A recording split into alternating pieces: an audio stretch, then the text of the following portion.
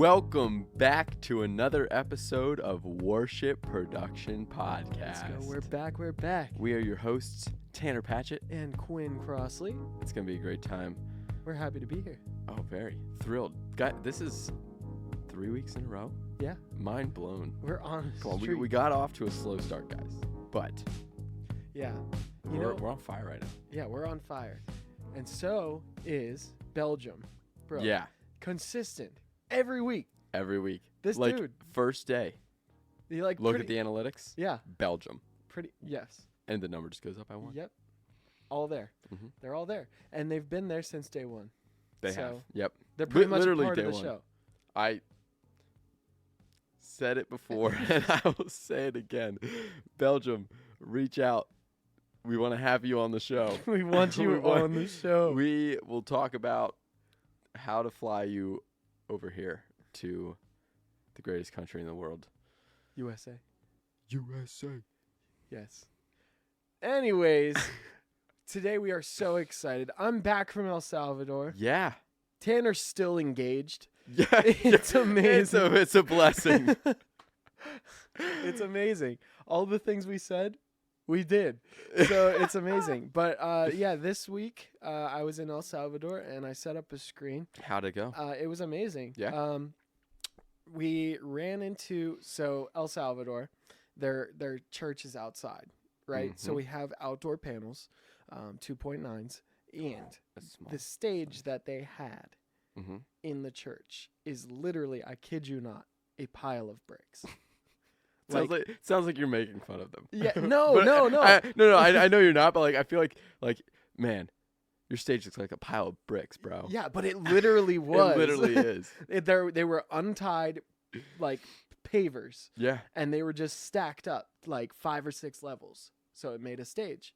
And so the first thing you need when you're building a screen is a level surface. Sure. Because any amount of unlevel will make your screen have so many seams in it. Mm-hmm. So we took about an hour and a half trying to pound sand down into this flat level surface. Oh, yeah. So that we could build the screen. Once we got it level, it went up like butter. Yeah. It was so easy, but it was just getting that ground prepared. Nice. So there's a lesson in there somewhere. Oh, yeah. Yeah. But yeah. The next day, I just did some training with the team and showed them. We did the VX4S processor, and I showed them Nova LCT, which is the programming software, just how to use it on a week-to-week basis, what to do when things go wrong, mm-hmm. and I said go off. So they are trained up little ducklings, and they're running their world now. Oh, it's beautiful. Quacking it's a beautiful sight to see. Yes. New tech ducklings. Yes. Learning, flying in the skies. Flying, jumping, leaping out of the tree. Yes. I don't know if ducks live in trees. I don't think so. I don't think so. But it was a shot in the dark. I pushed them with my little beak, and they fell and took flight. So no, it really is beautiful. But no, that's awesome. Who was the team again? So it was, from Refresh, it was just you. It was right? just me from Refresh, and then the missions coordinator, worship director at CLA, Christian Walker, mm-hmm. And then I had a beautiful crew of El Salvadorans who were just ready to learn. My little duckling. Your little ducklings.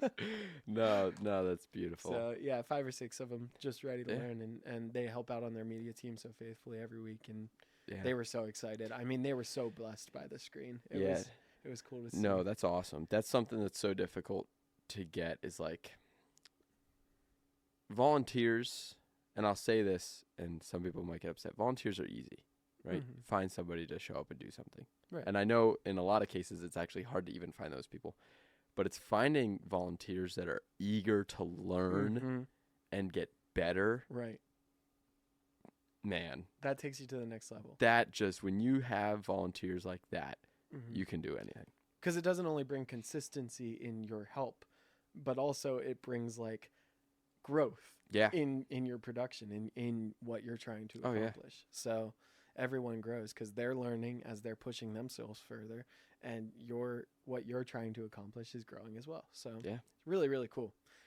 But yeah, it was a great time, and the screen really lights up this space. They've never had any type of monitor or anything like that. So to have this brand new LED wall is just groundbreaking. I'm sure. Especially in like El Salvador, you know. Right. Like, yeah. So it's just really special.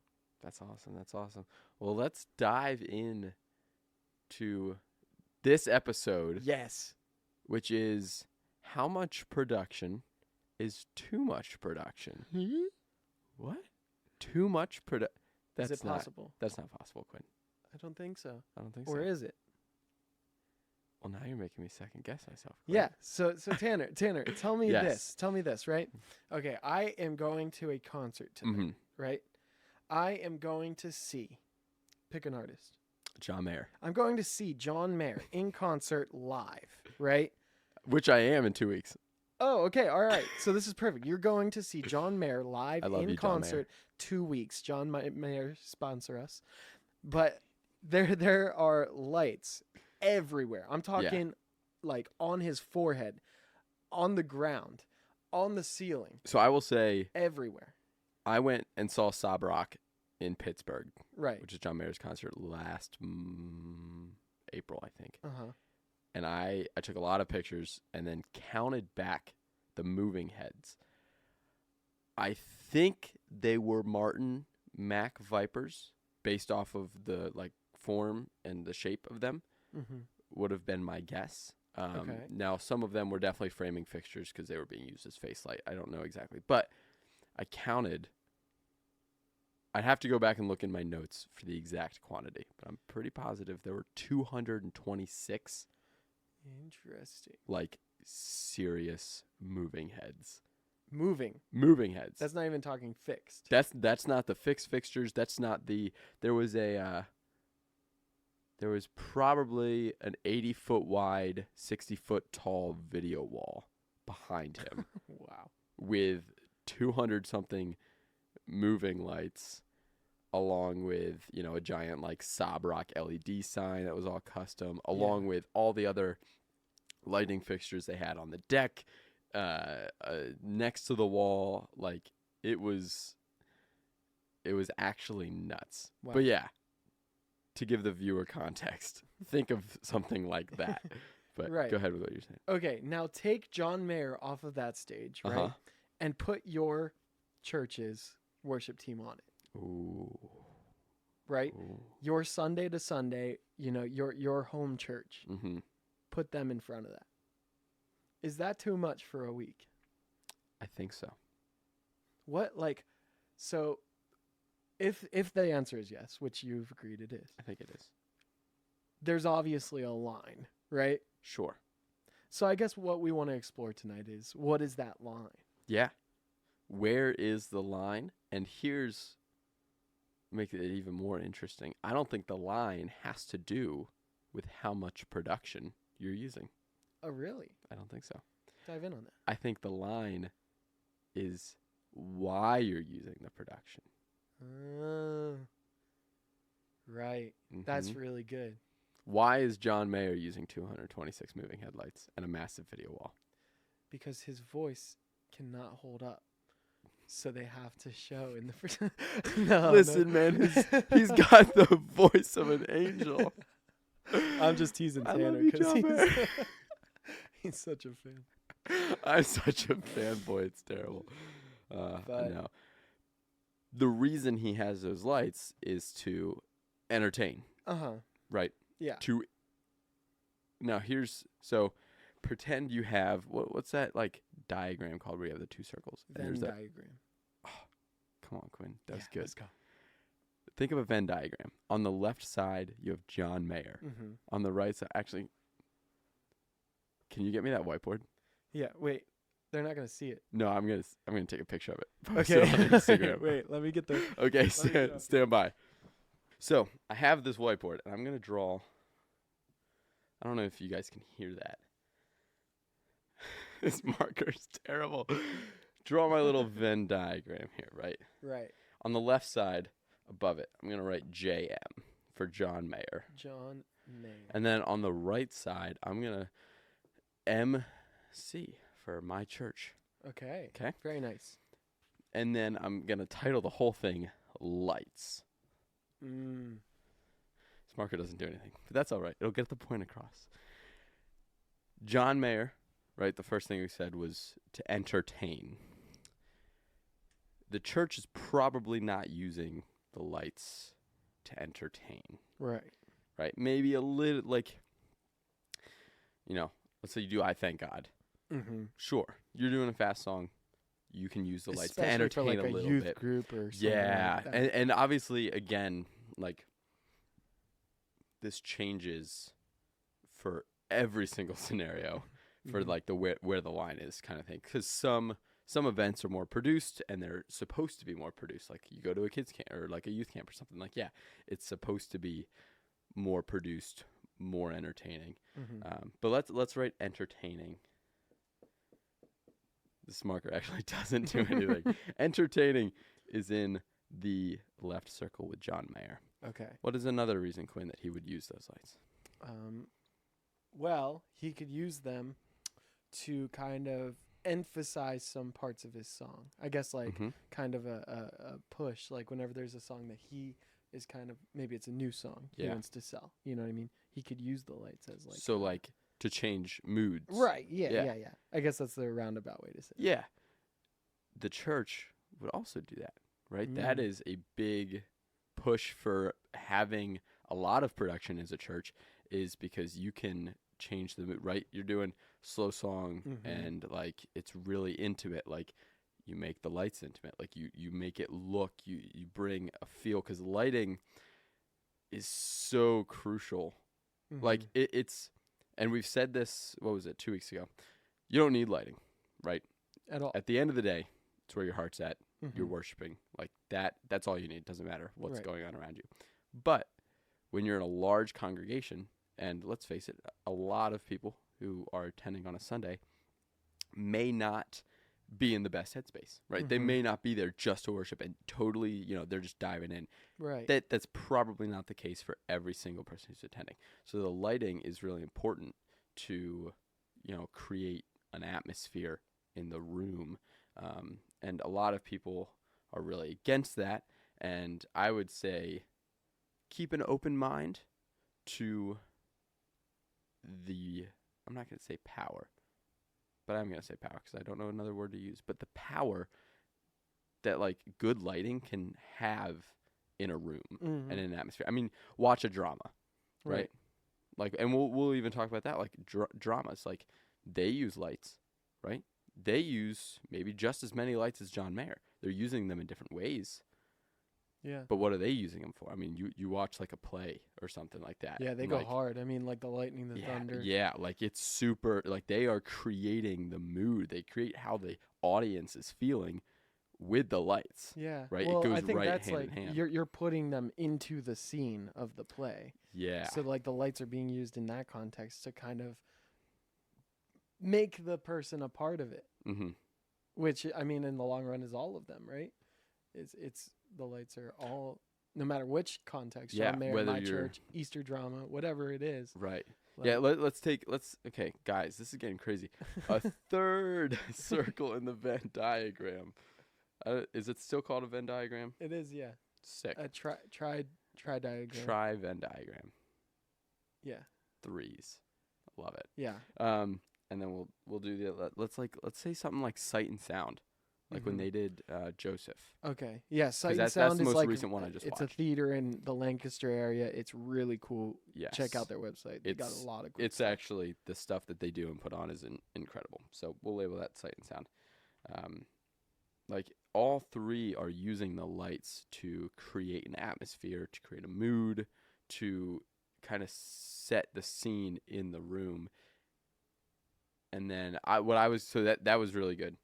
But that also goes hand in hand with what I was going to say, to engage your audience. Yeah. Right? Like you said, it's Sight and Sound. It makes them feel like they're in the scene, right? Like, right, lightning strikes or something. You hear the lightning and you get some flashes or something, right? Obviously, in worship, you're probably not going to like have something like lightning flash with any kind of thunder sounds or anything. Unless you're doing like, I see lightning, I hear thunder. That actually would be so cool. That'd be amazing. That actually, we need to do that song. So, just for brief context, I was working on our Easter production lighting today with Ryan. And actually the whole team. We had the whole team here today. Yeah. Except for Gavin. But, yeah, we were hanging lights, getting stuff ready. How'd that go? It went really well. Yeah, it went really good. I actually had a couple hours early to work on quotes and kind of get some office stuff done, which was cool. But that's amazing. We hung strobe, their SGM X5s, all around the perimeter of the catwalk above the stage. So for the lightning, when, Jesus is crucified, like those scenes, like we're going to be able to like create some seriously cool looks. It's going to go hard. Yeah, it's going to be awesome. But we should do that song like while the Easter like set is out, and we can use the strobes as lightning in the song. Sick. That would be awesome. That'd be amazing. We need to talk to PK about that. But yeah, they use. So I wish the marker would work because then I could remember what I've been saying. But use the lights to engage. Engage bring you in. John Mayer is using them to, it's cool, right? They pop out, they do cool stuff, and you're like, yeah, this is awesome. Worship, they're engaging you. You write fast song, you got some, cool colors, you got some moving heads, you got haze. Haze is super important. I know a lot of people against haze. I actually did not intentionally get into an argument with somebody on Facebook, but it did happen not too long ago about haze. And I was talking, I saw some post and I just made a comment thinking I was that's funny. How it goes. Thinking I was funny. Not like a mean or rude comment in any way. I was just like, yo, that looks awesome. And somebody's like, haze doesn't belong in the church. And I was like, oh, well, I like the reason for haze is, so you can see the beams of light and like it makes it look cool. And then she got like super heretical really quick. And I was like, oh, okay, maybe I won't respond. So, but like, I know a lot of people that are against haze or they'll like just freak out because when they see the haze or the smoke, they're like, oh, this is too much production. Yeah. And that's where a lot of people draw the line in the too much production debate. That is a big one. As soon as they see haze, they're like, Like, and you know what a really other, like a point of contention is like, and I didn't even know this, but like water versus oil based, like some people like make a huge deal about the oil because it like late cakes up or something like that. I don't know. Yeah. So an oil-based hazer, they're both safe. They're both fine. But obviously, so the oil-based haze, basically what you're seeing in there is more sugar in the liquid. And people with like diabetes. That's or stuff exactly like what that. I was hearing. I don't know how much of it's true. It's got to be like minute in the air. Like it's such a small amount. Yes, it's such a small amount. Because it's a gas, you know what I mean? Right. Like, but the fact that it is there, people are like, oh, I can't, this is not, we have to take it away. But the differences between and why you would do different ones is because they dissipate differently. So a water-based hazer will, I believe this is correct, it will fill up faster, but it'll dissipate quicker. Oh, okay. And then oil-based haze will stay in the air for a little longer. Interesting. So, yeah. But, yeah, haze is oftentimes where I see people, like, put their foot down. Be like, all right, I don't like this. And I think that just comes from, like,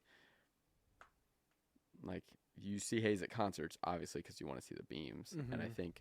And it's big for like smaller churches or churches that may not have haze. Right. And they decide to go to haze. And then everybody's like, whoa. Yeah, it's a big shift to step into. It is. Yeah. But, I mean, we do it at our youth group. Yeah. We do it in our main sanctuary too. We but do. Not nearly as heavy.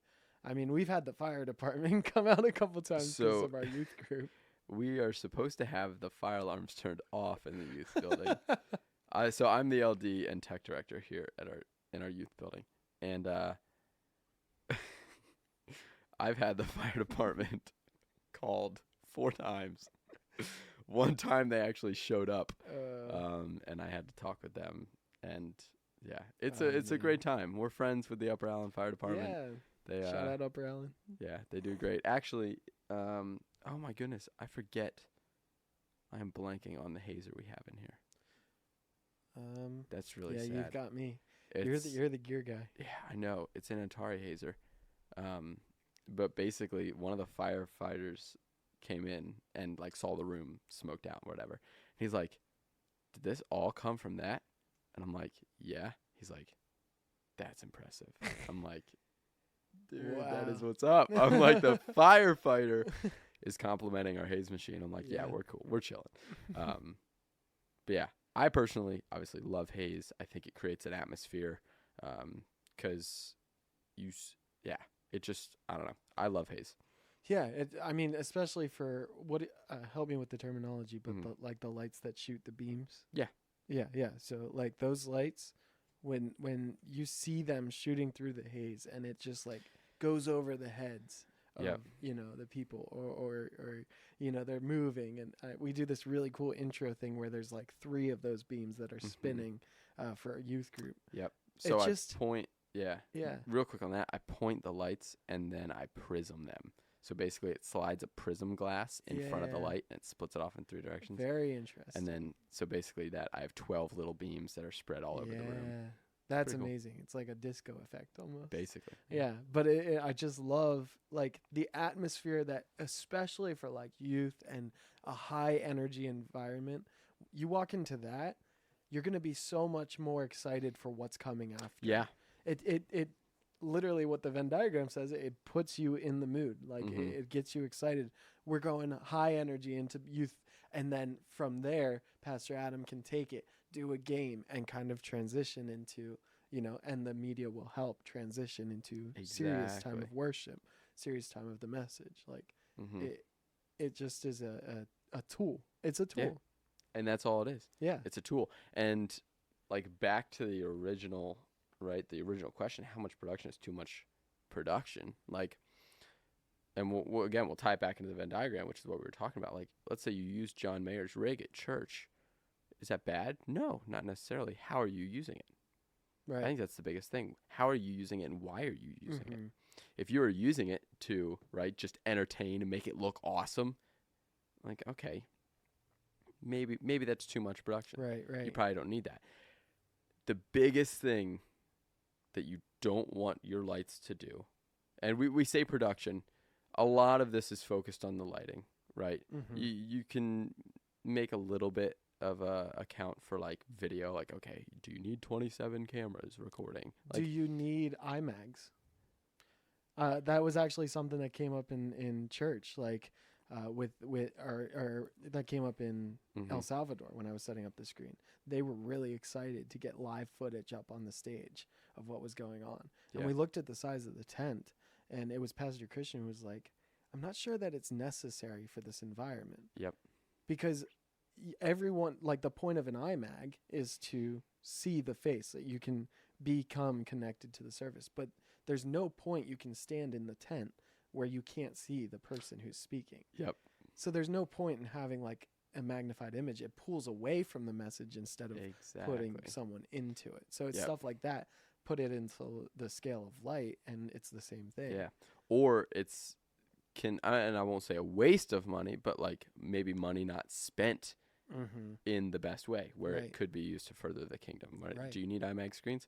No, probably not. Save that money, put it towards something else. But like we are talking a lot about light, but like Quinn said, like with the iMag and you video, like you can make a little bit of a again an account for like maybe you can get too much production in video, but it's definitely less common than lighting. And then with audio, it's like kind of this. It's really just boils down to the money. Like like look at how big like the church is. Look at your size. Look at what you need. Like, do you need a D-Live console with 2 Jerichos? If you're CLA, yes, right? We're putting on like very large like shows every year. We need some of those things for that. Right. But like, let's say you're a church of, I don't know, 200. Like, do you buy like a D-Live? Okay, no. You're using like 8 inputs every Sunday. Right. You don't need something that can handle like 96. Like it just you don't need that. So I will say though, like I in terms of like quality of all stuff, like not as much as like amount that it can hold. Like some soundboards you're buying for the amount of channels it can go and stuff like that. And I'm gonna sound ignorant for a little bit because I'm not fully confident in my sound knowledge, but like that's the money that goes to that sometimes. However, in other things you can get like a 16 channel soundboard that's super really nice, like Allen and Heath, something like that. I don't even know if they do a 16 channel, but like something that's super high end. You can invest in, in smaller things for a better like experience than having a bunch of like lower quality things. Does that make sense? Yeah, you totally can. Yeah. Yeah. I don't know. That's the route I would go, but yeah. So it's everyone's, yeah, it's where you put your eggs. But so I'll bring it back. I forget exactly what I was saying. Well, you're talking about. Talking about how this often applies to lighting more than it does anything else. Right. And we touched on the ways it can affect, video and audio. Like, okay, are you spending the money wisely? With lighting, that still applies. But the biggest thing with the production, tying it back into the Venn diagram, tying it back into all that stuff, like you're using John Mayer's rig at your own church, right? Let's say you are using that massive video wall. You have 226 moving lights. You can use that in all the right ways and have all the right mindset about it. But there can still be a point where that's too much production. If the production is ever distracting from the reason people are at church, which is to worship and learn. Yes. And come together as a congregation, which is incredibly important. Yeah. Then it is too much production. Right. Yeah, I think all media in church, within the confines of church, it should not point your attention to the screen. Rather, it should point your attention to God. I agree. Right? And so, yeah, having this grand display of production can sometimes be more harmful than it is good. And I think that's just a summary of what you said. Yeah. So, like, yeah, like I like the Venn diagram. I like what you're saying there. What is there? Okay, is there a point where it's like, especially for lighting, well, our church can only afford 5 puck lights. Just the color changing. You have to manually switch it. Yeah. Like, is there any point where, we can only do so much, so we shouldn't do anything at all? Have you come across that at all? As I put the whiteboard down. So I have not, like working, like in the workplace, I have not come across anything like that, just because people who are reaching out for us for quotes, they do have the money. They have the budget. That's why they're reaching out. Right. And then obviously here at CLA, so I guess kind of I can relate to that. So we were just given budget for a new lighting rig in the youth center, which I've put together a quote, and at this point in time, everything's gotten approved and stuff is ordered on the way. I'm very excited. We're gonna have to send a picture on that on Instagram. Oh heck yeah! It's full glory. I designed the rig. It's gonna be like just quick. It's gonna be 18, technically 14 Slim Par Pro Qs. So everything is gonna be RGBA. The RGBW stuff is very expensive, and there was a lot of cost savings going with RGBA, which is why I did it. But I kept everything RGBA. That way you can get like the colors the same, and everything can be consistent. So I did 14 of those as an overstage wash, which is going to be killer on that stage. If anybody who's listening knows of CLA's Youth Center and you look at the stage, like it's 14 lights over that stage is going to be killer. It's just going to be able to create a color wash. And that's one of the things I love about haze. When you haze a room like that and then just hit it with big wash color, you just create an atmosphere of, it's just so cool. It's more than just the beams for me, which is why I love haze. But is that where you look at like elevation and it's like kind of off the stage a little bit, the like light, it's like kind of glowing. Yes. Like a big or I don't know what you say, the circle around the stage of light. Exactly. Yeah. It's just that atmosphere, and I love it. So, but we're doing 14 of those Slim Par Pros, and then 5 R1X wash fixtures, which will complement our 4 R1X spots that we have right now. And then we got 10 Chauvet color bands, again, RGBA. I believe they're the Q3s. Okay. Which they have this new ILS. ILS is the new part number for that now. Some integrated lighting system, I think Chauvet calls it. I don't know. My first experience with this new model of fixture, I was not super happy with them. Really? So we'll see. Wait, are those the little helicopter guys? Where it's like a straight line and it can kind of spin on a motor and like change color and stuff? No. It's just the strip lights we have now. Oh, okay. Yeah. We gotta talk about those at some point, the helicopter ones, because they're really cool. Yeah, they are ACL bars. Oh, yeah. Yep. So I'm not gonna pretend like I know what basically what Quinn's talking about. It's 5 cells, just a bar, and then it spins 360. Yeah. And but it can just spin. Great and spin things and spin. with those, like a bunch of those. Yeah. I've seen some cool stuff. They're pretty awesome. We own 8. Really? Yeah. Wow. Well, every time you've seen them at events, they've been spirits. Oh yeah. They are killer. They engage the crowd. Like, people don't see stuff like that very often. So we bring those to like basically every event, and like, oh my gosh, it's always a hit. Yeah. So that would be amazing. But so let me ask you this, because, and this might be a selfish question, but in our youth center, the drum cage, it's a dark box. Yes. Right. So we got soundproof on the ceiling, which kind of blocks the light from hitting the drummer, and then they're just kind of cast away to the back, like a little, I don't know what that would be, a little troll or something. Yeah. So like, what would you say you're gonna do to help the drummer out? Yeah. Is there any plan? There is a plan. What's the plan? So the plan is to like put a light or two in the drum cage, which I already did.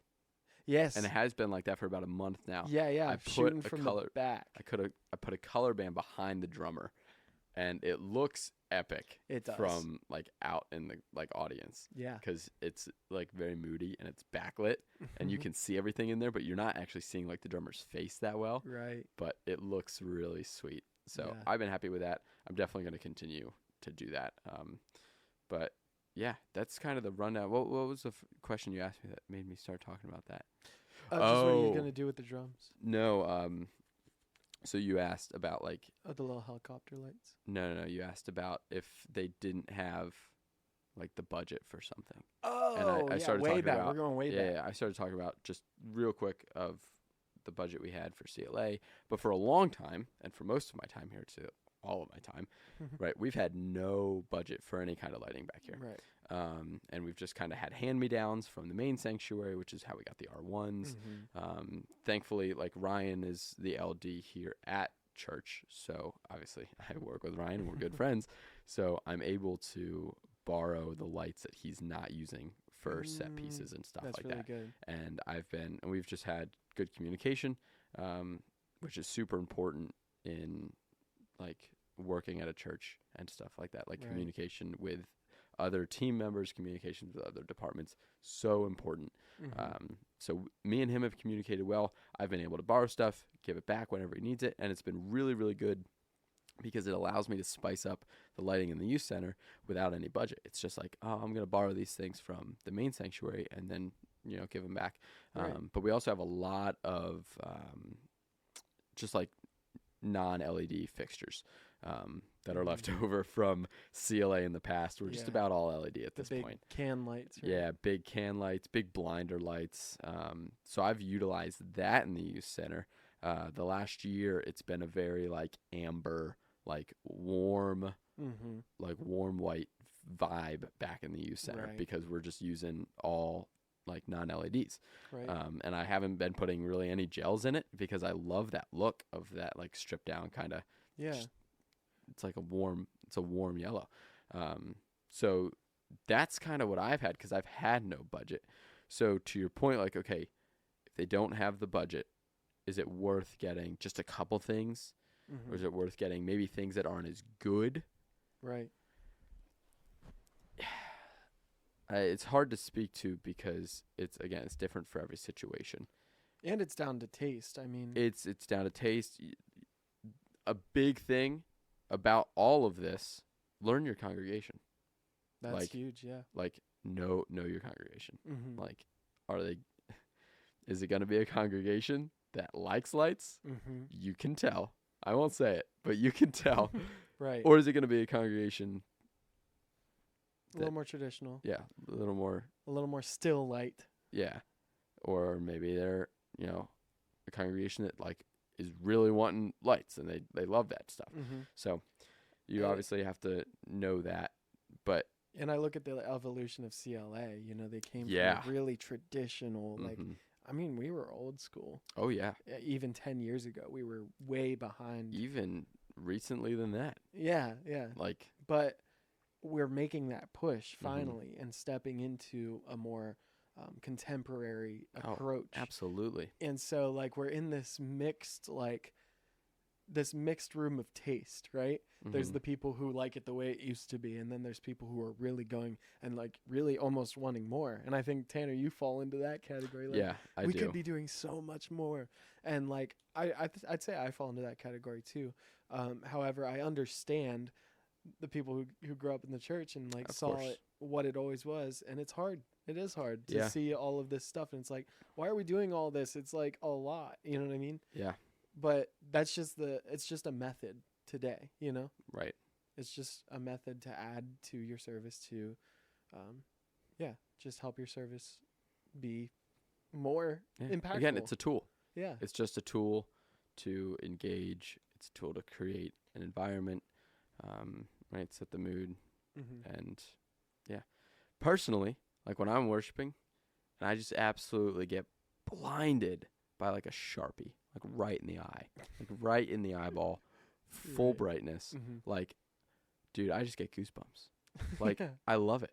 I love it. That just, I don't even know how to explain it, but it's there. Like, it does have an effect on people. Like, whether or not you hate lights and you don't like, it does. It does have an effect. Yeah. And basically what I'd say to this entire conversation, to both sides, be open. Yeah. Right? If you hate lights, be open to how they can be used as a tool to help build the kingdom, how they can be used as a tool to push a congregation towards worship. And if you're on the other end of the spectrum, be open to how it can be distracting. And it can, divert attention from the whole reason why we're at church in the first place. Right. Yeah, and there's ways to do like production without having John Mayer lighting. Oh, you know what I mean? 1,000%. We use John Mayer in the Venn diagram, but like that is a extreme exaggeration. Of course. So like I'm saying for the more traditional churches, that's not saying, okay, you're just using the house lights and that's it. Right. There's ways to get good lighting and get a good look while still having that more traditional approach. Absolutely.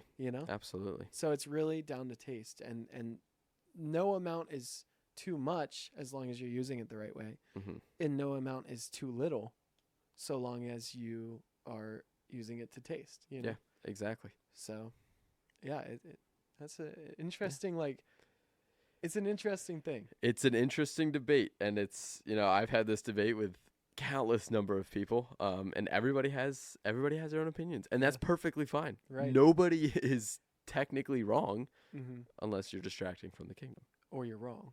Then you're wrong. Then you're wrong. Yeah. Obviously. But what about string lights? Ooh, just like bulbs, just like, generic. Like, how do I like string lights? Well, yeah, like I mean, should we avoid it on a stage or like what do you think? Because I mean, we did it on our youth sanctuary overhead. We didn't put it on stage. Yeah, we put it over the house, and we used it for a little bit during like November. I'm gonna be honest with you, I'm not a fan.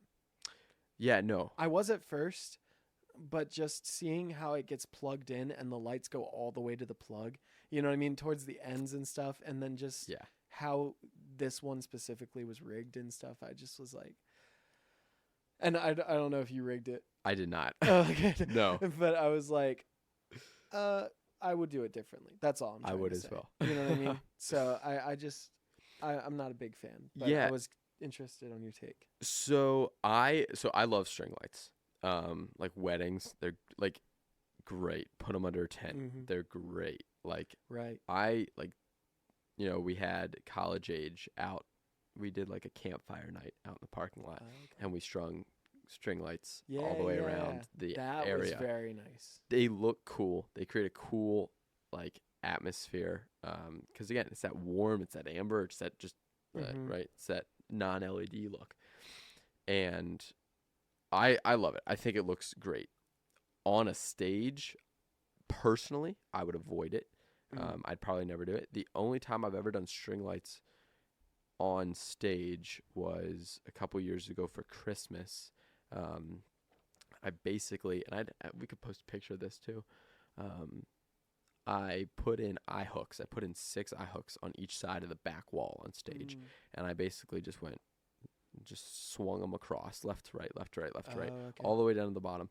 That's cool. And then I ran it along the front edge of the stage and followed it along and let the lights like fall down a little bit. Oh yeah, you can see that. I could see that. But I plugged them into like relays and stuff and dimmers, so I had control from the lighting console, and I was able to dim them and even do different effects because I had different dimmers, and I was able to have them like chase around and stuff. So obviously that's a little bit different than what we're talking about with the string lights because they were Christmas lights, right? Because it was Christmas time. Yeah, right. But yeah, I would probably again love how they look. I think they create a cool vibe, but I would not use them on stage. I think they just kind of look weird. Yeah, as a stage thing. In my eyes, I've just always seen as like, okay, what an acoustic set is to worship, string lights are to production. In my eyes, I don't know why. No, very similar. Yeah. Yeah, That's a great comparison. Yeah. So, or like you'll have that music video that just has like a mic stand with a light on it, just like sitting there, like, and that's it. Like that's kind of what I think of, with the string lights and everything. But yeah, no, like them. Would never use them.